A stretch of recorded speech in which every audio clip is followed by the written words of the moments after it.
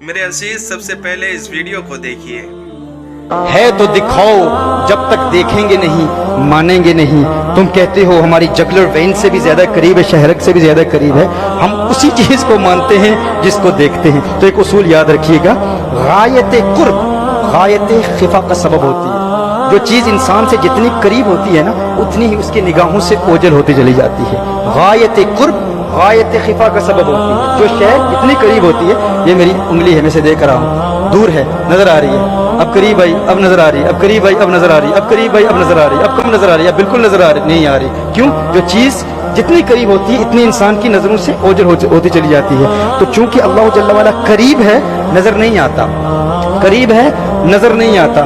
اب کوئی کہے نہیں جب تک دیکھوں گا نہیں مانوں گا نہیں، تو اس سے پوچھیں کیا تو نے کبھی اپنی آنکھوں کو دیکھا ہے؟ کیا تو نے کبھی اپنی آنکھوں کو دیکھا ہے؟ ہاں، کیا کسی نے کبھی اپنی آنکھوں کو دیکھا ہے؟ نہیں دیکھا بھائی. آنکھوں کو دیکھنا پاسبل نہیں ہے، کیونکہ آنکھیں تمہارے ماتھے سے متصل ہیں، اس قدر قریب ہے کہ نظر نہیں آتی. تو پھر آنکھوں کے وجود کو تسلیم کیوں کرتے ہو کہ آنکھیں ہیں؟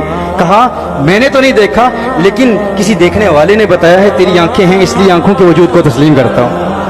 اچھا، کسی دیکھنے والے نے بتایا ہے اس لیے مانتے ہو؟ تو بتاؤ، وہ جس دیکھنے والے نے تمہاری آنکھوں کو دیکھا ہے، اس نے تمہاری آنکھوں کو اپنی کن آنکھوں سے دیکھا ہے؟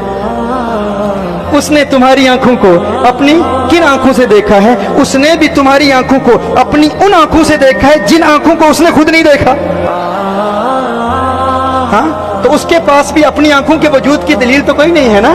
کوئی دلیل ہے اس کے پاس؟ اس نے بھی تمہاری آنکھوں کو اپنی ان آنکھوں سے دیکھا ہے جن آنکھوں کو اس نے بھی کبھی نہیں دیکھا. تو ایک اندھے کی بات پر اعتقاد رکھتے ہوئے، اعتماد کرتے ہوئے تم نے اپنی آنکھوں کے وجود کو تسلیم کر لیا. کیسے کر لیا؟ ایک شخص بڑی رعونت سے کہتے ہوتے ہیں نا، علم کے بڑے چودھری اور ترم خان، وہ کہتے ہیں میں نے اپنی آنکھوں کو دیکھا ہے. بھائی بتا، تو نے اپنی آنکھوں کو کہاں دیکھا ہے؟ میں نے آئینے میں دیکھا ہے.